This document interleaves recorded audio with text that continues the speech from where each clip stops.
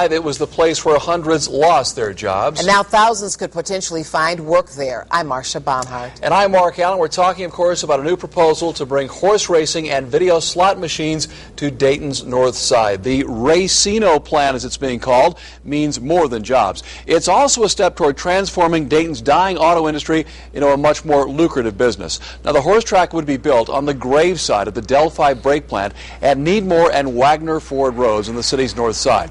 We caught up with workers there during one of their last company picnics back in June of '08. At its height, 1,700 people were clocking in and out of there, but since closing, the site has just become a major eyesore. Well, Anthony Kiko's been following this major story since it broke Wednesday afternoon. He begins our team coverage with the nuts and bolts of the recovery plan. Anthony.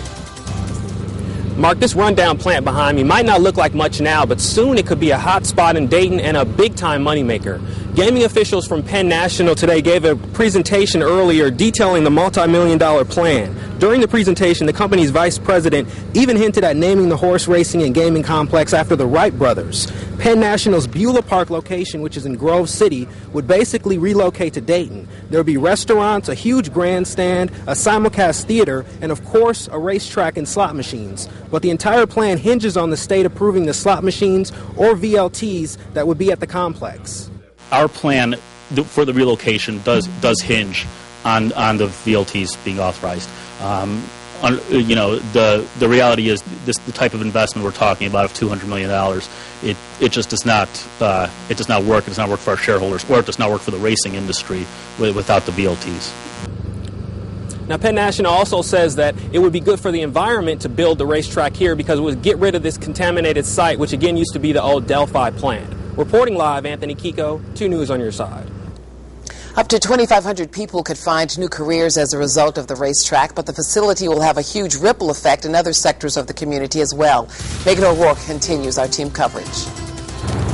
Marcia, that's right. City and county officials tell me they are extremely excited about the opportunities that the racetrack could bring to our area. They say it means not just jobs, but could also mean money. 2 things our area is desperately in need of right now. Now, we've been told Penn National will put $200 million into the project, but there are questions about what kind of return we'll see on that investment. This afternoon, I asked Dayton's Assistant City Manager of Strategic Development to give me a hard number, and she says income tax alone on the track, 750 direct jobs, will bring between $500,000 and $600,000 a year to Dayton. And she says there's an opportunity for even more money.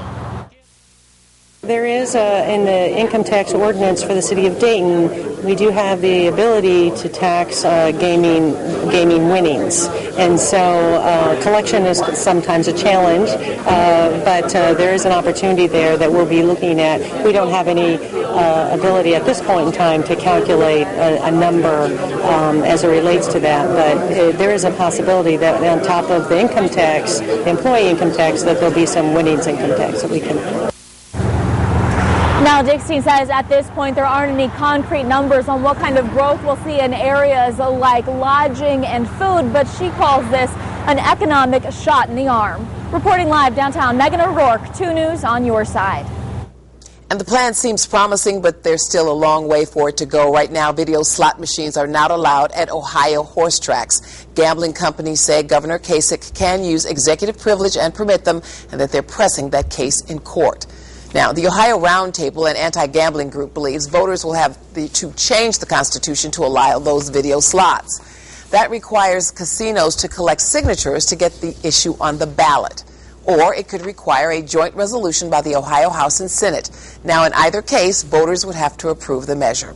And the horse track may well bring a boost to our economy, but will the people of Dayton actually go there? We'll hear the results of our exclusive 2 News web poll. Roughly 2 in 3 people polled tell us they would not attend the horse track if it opens in Dayton. And on Facebook, some of you are telling us why. Carol Bowyer-Gravel says absolutely not. This is proposed to be in my backyard, and I don't appreciate it.